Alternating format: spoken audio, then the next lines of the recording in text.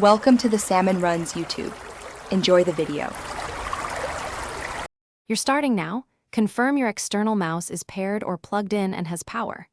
Open settings quickly by clicking the clock area, then the gear icon, or use Search + to jump straight there. Once in settings, navigate to devices and select touchpad and mouse. This gets you to the controls you need. Don't linger on basic checks. From here, you can begin changing pointer speed and button assignments, which will adjust next to match how you actually work. Now adjust the core controls.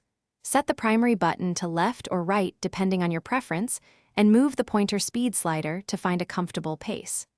Toggle mouse acceleration on or off to control how movement scales with speed, and enable natural scrolling if you prefer content to track like on a touchscreen.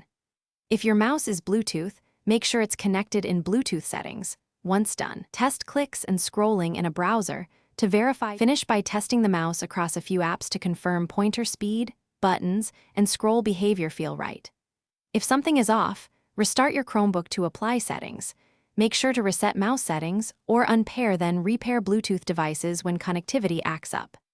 If the mouse still won't respond, swap USB ports or replace batteries, since power and port issues are common causes. One key troubleshooting tip: reboot first. It often resolves driver-like glitches. Thanks for watching. Consider subscribing if we helped you.